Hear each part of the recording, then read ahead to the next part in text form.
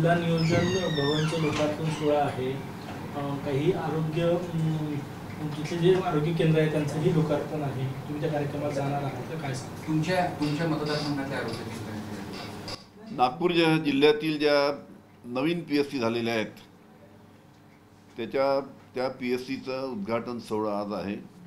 त्यामध्ये माझ्या मतदारसंघातील 2 PSC आहे, बोरगड आणि झिल्पा, आणि बाकी जिल्ह्यातील इतर PSC आहे. त्याचा आज लोकार्पण सोहळा त्या निमित्तानं नागपूरला आहे. आणि चांगली गोष्ट आहे, आता PSC चालून राहिल्या, पण तिथे लवकरात लवकर सर्व सुखसोयी द्याव्या एवढीच विनंती आहे. आपण उद्घाटन सोहळ्याला जाणार आहे का? हा, जाणार आहे ना. माझ्या मतदारसंघातलं आहे 2 PSC, त्याचं उद्घाटन आहे. मी जाणार आहे. उद्घाटन सोहळा ऑनलाईन पद्धतीने होणार आहे. तुम्ही फिजिकली कुठे वर्षभराला उपस्थित राहणार की त्या PSC ला? मी जिथे ऑफिशियल कार्यक्रम आहे तिथे. आणि नियोजन काल मी माझ्या मतदारसंघामध्ये दौरा होतो तेव्हा तिथे जाऊन आलो, भेट देऊन आलो तिथे मी. आज इथे ऑफिशियल उद्घाटन आहे त्याचं. DPDCच्या बैठकीत हां, DPDCच्या बैठकीत जाणार ना.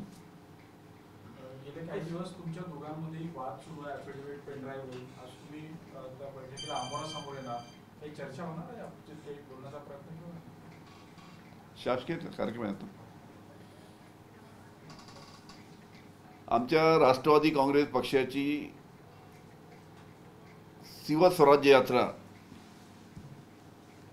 ही 9 ऑगस्टपासून पुणे जिल्ह्यातील शिवनेरी किल्ला, जुन्नर येथील शिवनेरी किल्ल्यातनं निघणार आहे.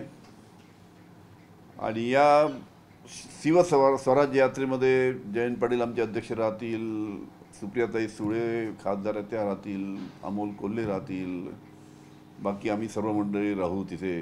आणि अशी शिवस्वराज्य यात्रा ही संपूर्ण जे मतदारसंघ जिथे आपण दावा करणार आहोत की जिथे आपली लढण्याची इच्छा असतात, जे मतदारसंघ आहेत त्या मतदारसंघामध्ये आमची शिवस्वराज्य यात्रा जाणार आहे, जेणेकरून त्या जिल्ह्यामध्ये त्या मतदारसंघामध्ये कशा पद्धतीनं बाकी काँग्रेस, राष्ट्रवादी, शिवसेनेचा समन्वय साधता येईल.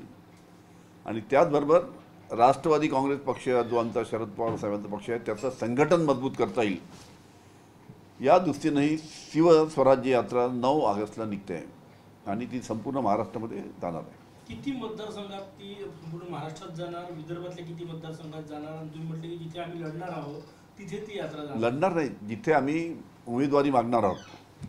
शेवटी लढाई कुठून लढायचं ते आम्ही तिन्ही पक्ष एकत्र बसून ठरवू, पण कुठून आपल्याला उमेदवारी मागायची आहे त्याची चाचपणी करण्याची दृष्टीनं तिथे सर्व जे आपले जे आहेत आमचे काँग्रेस, राष्ट्रवादी, शिवसेना त्यांचं समन्वय साधण्याच्या दृष्टीनं आणि पक्ष संघटन मजबूत करण्याच्या दृष्टीनं हा आमचा दौरा आहे.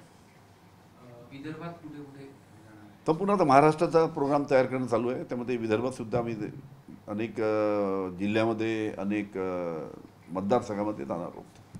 लवकरच आपल्याला पूर्ण शेड्यूल आम्ही जाहीर करू. अजित दादा बोललेत की मी वेषांतर करून कुठे गेलो नव्हतो, जे माझ्यावर आरोप करतात त्यांनी ते सिद्ध करावे, आणि सिद्ध केलं तर मी राजकारण सोडून, नाही तर ज्यांनी आरोप केले त्यांनी राजकारण सोडावं. काय मला एवढं मी ऐकलं नाही, पण मी आता मधात दिल्लीला गेलो तर दिल्लीला काहीतरी पत्रकारांबरोबर दादांनी ही संपूर्ण घटना सांगितली असं माझ्या कानावर आहे की अशा पद्धतीने मी दिल्लीला गेलो होतो, अलग नावानी वगैरे जे काय असेल ते. तिथल्या पत्रकारांनी मला सांगितलं आम्हाला दादांनी खाजगीमध्ये ही घटना सांगितली असं त्यांचं म्हणणं आहे.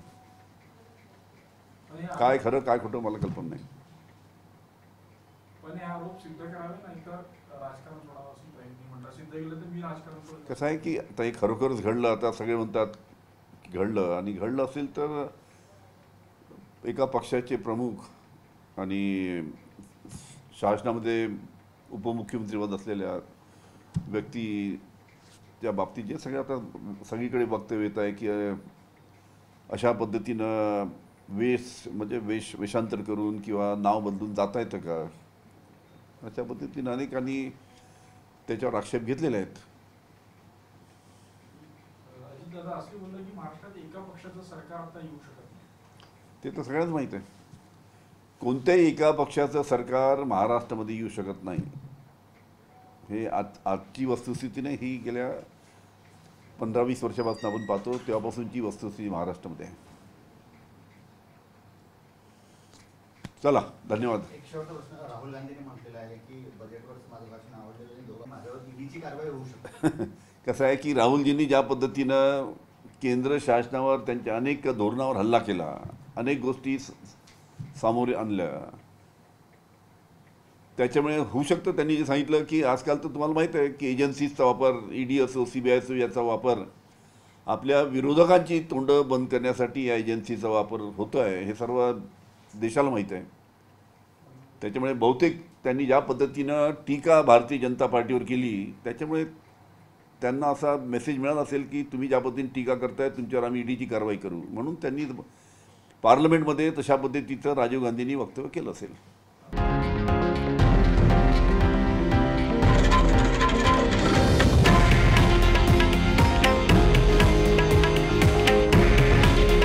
हे आहे देशातील नंबर 1 न्यूज नेटवर्क आणि आपण पाहत आहात TV9 मराठी.